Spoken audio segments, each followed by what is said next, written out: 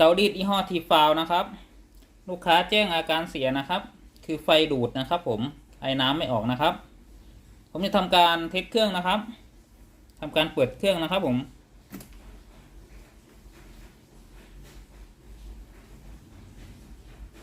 ตัวไฟหายกระพริบก่อนนะครับไฟแสดงสถานะหยุดกระพริบนะครับเดี๋ยวผมจะลองกดดูนะครับ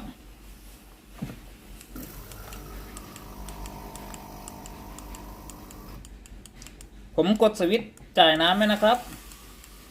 แต่ไม่ได้ยินเสียงวาล์วทำงานเลยนะครับปกติถ้ากดสวิตช์จ่ายน้ำนะครับผมจะได้ยินเสียงเยกวาล์วนะครับข้างในตัวเครื่องทำงานนะครับเมื่อไฟหยุดกระพริบนะครับไฟในส่วนนี้นะครับ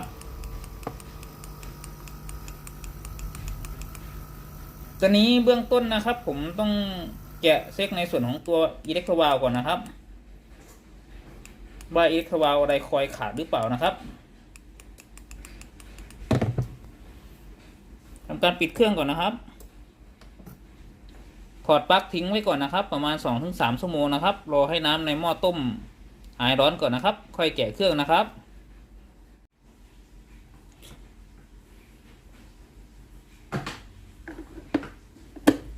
ทำการถอดฐานของเครื่องนะครับ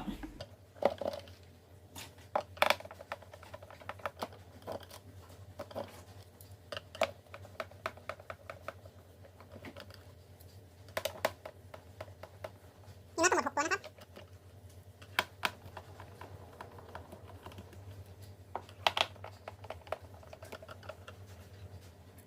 ไอ้กลมดาวนะครับเอาฐานขึ้นนะครับหลังจากที่เราถอดในส่วนของตัวฐานของเครื่องออกนะครับดูภายในเครื่องนะครับตรงวาล์วน้ำนะครับตรงเอ็กโทวาล์วนะครับผมมีคราบน้ำนะครับตอนนี้น้ำรั่วนะครับวาล์วน้ำรั่วแล้วนะครับซึ่งจะเป็นสาเหตุทำให้ไฟดูดนะครับในส่วนของตัวไอ้น้ำไม่ออกนะครับเดี๋ยวผมจะทำการแกะในส่วนของตัววาล์วน้ำด้วยตัวบอร์ดนะครับผมไปเป่าให้แห้งก่อนนะครับ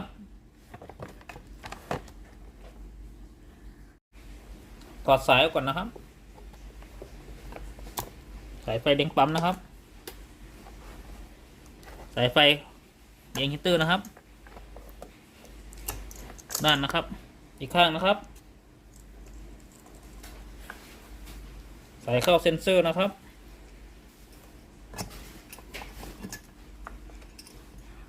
ถอดออกทั้ง2 เส้นเลยนะครับ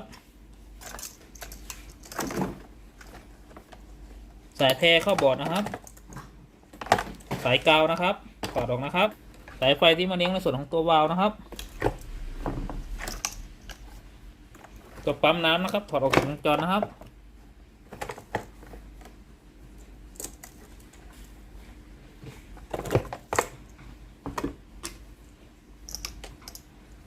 นำบอร์ดออกมานะครับตรงวาล์วนะครับผมข้อต่อนะครับในส่วนนี้นะครับได้วาล์วน้ำนะครับผมรั่วนะครับผม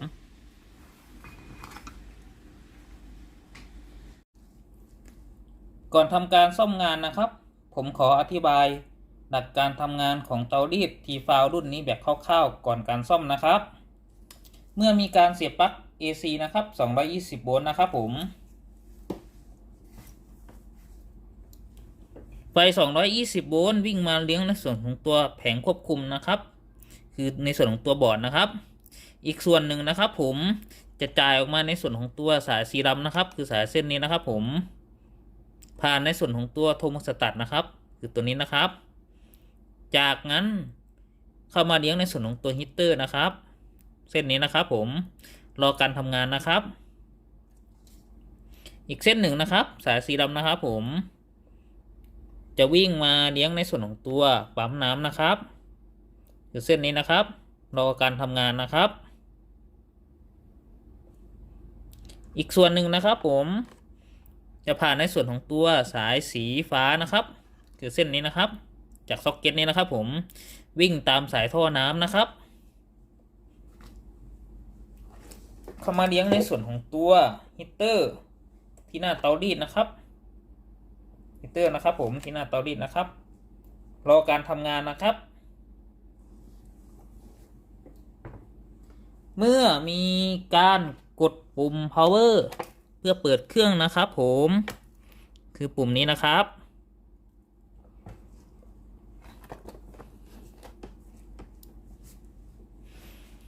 ไฟส่วนหนึ่งนะครับผม220 โวลต์นะครับจะจ่ายผ่านตัวเดย์ตัวสีขาวนะครับตัวข้างในบอร์ดนะครับผ่านมาในส่วนของตัวสายสีน้ำตาลนะครับคือเส้นนี้นะครับผมเห็นไหมครับสายสีน้ำตาลครับผมวิ่งตามสายท่อน้ำนะครับเข้ามาที่ตัวโทโมฟิลนะครับผมที่หน้าเตารีดนะครับผ่านโทโมฟิล1 ตัวนะครับผมเข้าไปเลี้ยงในส่วนของตัวฮีตเตอร์นะครับครบวงจรนะครับฮีตเตอร์ในส่วนนี้จะต้องร้อนนะครับเมื่อมีไฟมาเลี้ยงนะครับผมอีกส่วนหนึ่งนะครับผมจะต่อผ่านตัวดีเดย์สีขาวนะครับเข้ามาเลี้ยงในส่วนของตัวฮีตเตอร์หม้อต้มนะครับคือวิ่งอย่างนี้นะครับผมผ่านในส่วนของตัวเทอร์มินอลฟิล1 ตัวนะครับเข้ามาเลี้ยงในส่วนของตัวฮีตเตอร์นะครับผมฮีตเตอร์เกิดความร้อนนะครับเมื่อมีไฟมาเลี้ยงนะครับผม NTC นะครับ NTC ก็คือข้างหม้อต้มนะครับตรงนี้นะครับผมเมื่อเจอกับความร้อนนะครับค่าความต้านทานก็จะต่ำลงนะครับเมื่อค่าความต้านทานต่ำลงนะครับผมในส่วนของตัวแผงควบคุมนะครับก็จะรับรู้ว่าตัว NTC ข้างหม้อต้มค่าความต้านทานต่ำเลยนะก็จะสั่งงานนะครับผมจ่ายออกมานะครับสายสีน้ำตาลนะครับผมเส้นนี้นะครับผมมาเลี้ยงในส่วนของตัวปั๊มน้ำนะครับเพื่อให้ปั๊มน้ำนะครับผมสูบน้ำนะครับคือฝั่งนี้นะครับผมสูบน้ำจากฝั่งนี้นะครับผมเข้ามาในส่วนของตัวหม้อต้มนะครับผ่านทางสายนะครับผมสายท่อน้ำนะครับของปั๊มนะครับผมเมื่อหม้อต้มนะครับผมทำการต้มน้ำนะครับให้เดือดนะครับผมกลายเป็นไอน้ำแรงดันสูงนะครับผมสภาวะไฟที่ตัวหน้าเตานะครับตรงนี้นะครับผมสีฟ้านะครับหยุดกระพริบเครื่องพร้อมใช้งานนะครับเมื่อผู้ใช้งานนะครับผมมีการกดปุ่มจ่ายไอน้ำนะครับก็คือในส่วนนี้นะครับที่หน้าเตานะครับผมสั่งงานผ่านในส่วนของตัวแผงควบคุมนะครับในส่วนนี้นะครับแผงควบคุมรับรู้ได้นะครับว่ามีการกดสวิตช์จ่ายไอน้ำนะครับก็จะจ่ายไฟเส้นหนึ่งนะครับคือเส้นสายสีดำนะครับผมมาเลี้ยงในส่วนของตัวคอยวาล์วนะครับคือคอยวาล์วของอิเล็กโทรวาล์วนะครับคือคอยนะครับผมคอยวาล์วก็จะทำการเปิดในส่วนของตัววาล์วน้ำนะครับผมเพื่อให้น้ำในหม้อต้มนะครับผมสามารถไหลผ่านในส่วนของตัววาล์วน้ำนะครับผมไหลตามเส้นนี้นะครับผมสายท่อน้ำนะครับผมมาที่ในส่วนของตัวหน้าเตานะครับผมเมื่อมาเจอความร้อนที่หน้าเตานะครับผมก็จะทำการกระจายไอ้น้ำนะครับผมเพื่อให้ออกทุกรูนะครับผมเป็นแรงดันน้ำสูงนะครับผมในส่วนนี้นะครับหลักการทำงานคร่าวๆมีแค่นี้นะครับผมหลังจากที่เรานะครับผมได้รู้วงจรการทำงานแบบคร่าวๆของเตารีดแล้วนะครับเราจะมาวิเคราะห์อาการเสียนะครับอาการเสียนะครับผมหลังจากที่ไฟที่หน้าเตานะครับหายกระพริบนะครับผมกดปุ่มในส่วนของตัวปุ่มจ่ายไอน้ำนะครับแต่ไม่ได้ยินเสียงอิเล็กโทรวาล์วทำงานนะครับในส่วนนี้นะครับผมมาแกะตรวจเช็คในส่วนของตัวอิเล็กโทรวาล์วนะครับพบว่าในส่วนของตัวอิเล็กโทรวาล์วนะครับผมในส่วนนี้นะน้ำรั่วนะครับคอยแตกเลยนะครับน้ำรั่วแล้วก็ต่อเสียนะครับผมและอีกอย่างหนึ่งนะครับผมโครงด้านข้างนี้นะครับผมตรงนี้นะครับสภาพแตกเลยนะครับผมไม่สามารถใช้งานได้นะครับผมเท่ากับว่ามีอะไรเสียนะครับผมในส่วนของตัวโครงบนนะครับผมจะต้องทำการเปลี่ยนให้ลูกค้านะครับและในส่วนของตัวข้อต่อวาล์วนะครับเป็นชิ้นที่2นะครับชิ้นแรกโครงนะครับผมชิ้นต่อไปนะครับในส่วนของตัวอิเล็กโทรวาล์วนะครับ มีปัญหานะครับรั่วนะครับผม3ชิ้นนะครับผมจะทำการเทสในส่วนของตัวไฟมาเลี้ยงในส่วนของตัวอิเล็กโทรวาลนะครับว่าบอร์ดมันสามารถจ่ายไฟมาเลี้ยงในส่วนของตัวอิเล็กโทรวาลได้หรือเปล่านะครับผมก่อนที่ผมจะทำการเบิกอะไรนะครับเดี๋ยวผมพาเทสในส่วนของตัวไฟมาเลี้ยงอิเล็กโทรวาลนะครับอันดับแรกเลยนะครับผมจะทำการถอดในส่วนของตัวไฟที่มาเลี้ยงในส่วนของตัวอิเล็กโทรวาลออกจากวงจรก่อนนะครับคือไฟเส้นนี้นะครับผมตรงนี้นะครับผมจะนำในส่วนของตัวหลอดไฟนะครับ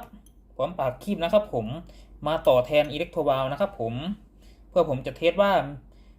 ช่วงที่ไฟหายกระพริบแล้วเวลาผมกดปุ่มสั่งงานแล้วมีไฟมาเลี้ยงในส่วนของตัววาล์วน้ำหรือเปล่านะครับคอยวาล์วหรือเปล่านะครับผม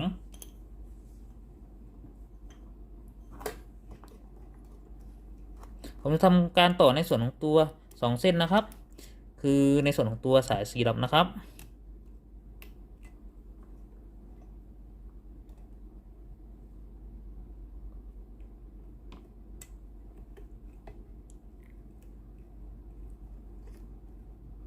ตามภาพนะผมสายสีดำที่มาเลี้ยงอิเล็กโทรวาลนะครับ2ฝั่งนะครับตัวนี้ผมจะทำการลอยไว้เลยนะครับ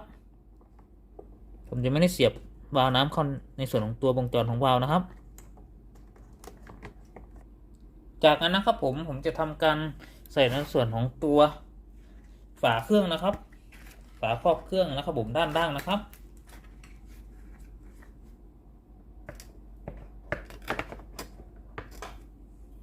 ผมจะทำการพลิกเครื่องนะครับผม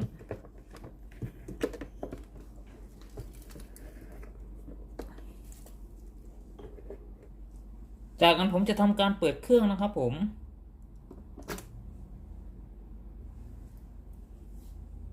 ตัวนี้คือหลอดไฟแสดงสถานะวาล์วน้ำทำงานนะครับผมจะรอในส่วนของตัวไฟหน้าเตาตรงนี้นะครับผมหายกระพริบก่อนนะครับเดี๋ยวผมกดปุ่มจ่ายไอ้น้ำนะครับไฟแสดงสถานะพร้อมใช้งานอยู่กับพริบนะครับผมเดี๋ยวผมจะทำการกดปุ่มจ่ายไอ้น้ำก่อนนะครับตัวนี้นะครับผมในส่วนของตัวหลอดไฟนะครับผมไม่สว่างเลยนะครับผมก็แสดงว่าในส่วนนี้นะครับผมไม่มีไฟมาเลี้ยงในส่วนของตัววาล์วน้ำเลยนะครับผมจะแกะดูในส่วนของตัวบอร์ดนะครับผมว่าบอร์ดมีอะไรเสียหายหรือเปล่านะครับเมื่อกดปุ่มจ่ายไอ้น้ำแล้วนะครับผมไม่มีไฟมาเลี้ยงในส่วนของตัววาล์วไว้นะครับผมจะทำการปิดเครื่องนะครับผมและทำการแกะดูในส่วนของตัวบอร์ดอีกรอบหนึ่งนะครับผมว่าบอร์ดมีอะไรเสียหายหรือเปล่านะครับทำไมไม่จ่ายไฟมาเลี้ยงในส่วนของตัววาล์วน้ำนะครับก่อนทำการแกะดูอีกรอบหนึ่งนะครับผมรอให้หม้อต้มหายร้อนก่อนนะครับผมถึงแกะนะครับผมเดี๋ยวเป็นอันตรายนะครับผม 2-3 ชั่วโมงนะครับก่อนทำการซ่อมอีกรอบหนึ่งนะครับหลังจากที่เราทำการเทสนะครับตัวนี้ไม่มีไฟจ่ายมาเลี้ยงในส่วนของตัววาล์วนะครับจ่ายมาจากตัวบอร์ดนะครับเมื่อเรากดสวิตช์จ่ายไอ้น้ำนะครับเดี๋ยวผมจะพาแกะดูในส่วนของตัวบอร์ดนี่นะครับผมว่าบอร์ดมีปัญหาหรือเปล่านะครับอันดับแรกนะครับเอาสายออกก่อนนะครับ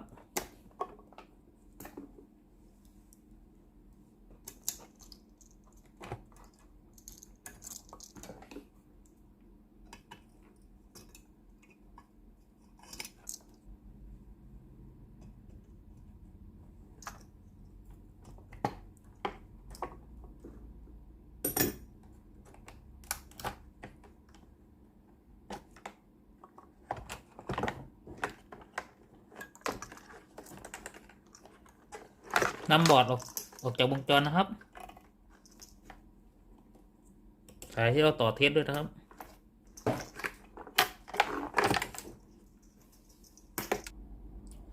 ผมจะพาแกะดูในส่วนของตัวบอร์ดนะครับว่าบอร์ดมีปัญหาอะไรหรือเปล่านะครับ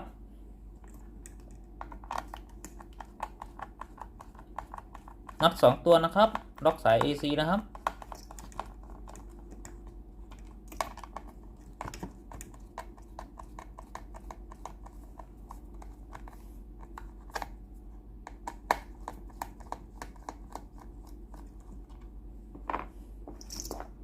อีกข้างนะครับ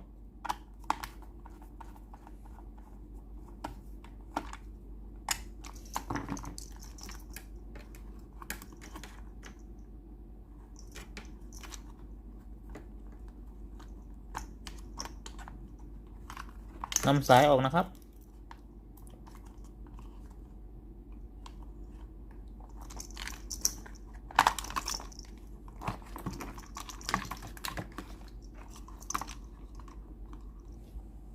ตัวนี้คือแผงควบคุมหลักนะครับ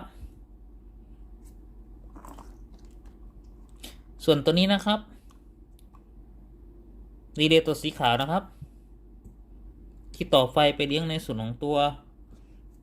ฮีตเตอร์ที่หน้าเตานะครับ ที่ผมบอกก่อนหน้านี้นะครับ ตัวนี้นะครับ อีกตัวหนึ่งนะครับ สีขาวตัวนี้ครับ ที่ต่อไฟไปเลี้ยงในส่วนของตัวหม้อต้มนะครับ คือสายสีขาวนะครับ เห็นไหมครับ2ตัวนี้นะครับ ผมรีเลย์ที่สายตัดต่อในส่วนของตัวหน้าเตาและหม้อต้มนะครับมีตัวล็อก2ตัวนะครับ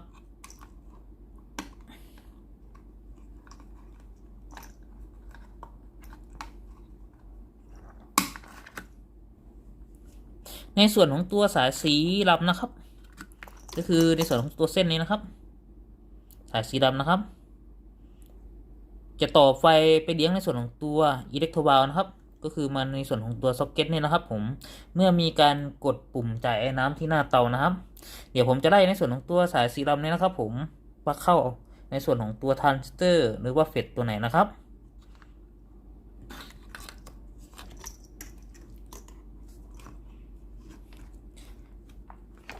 ในส่วนของตัวสายสีดำนะครับผมคอนโทรลด้วย TR1 นะครับคอนโทรลด้วย TR1 นะครับมีรอยแตกนะครับผม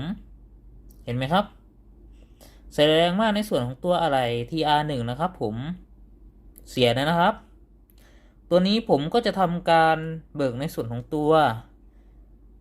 แผงควบคุมนะครับ1ตัวนะครับในส่วนของตัววาล์วน้ำนะครับอีก1ชิ้นนะครับแล้วก็ข้อต่อนะครับพร้อมด้วยตัวโครงเครื่องนะครับมาเปลี่ยนให้ลูกค้านะครับสรุปอะไรเสียนะครับมีวาล์วและข้อต่อนะครับในส่วนของตัวโครงเครื่องนะครับแผงควบคุมนะครับขอบคุณมากครับผมที่รับชมคลิปวิดีโอครับขอบคุณมากๆครับผมฝากกดไลค์กดแชร์กดติดตามให้ด้วยนะครับขอบคุณครับผมเจอกันใหม่คลิปหน้าครับขอบคุณครับ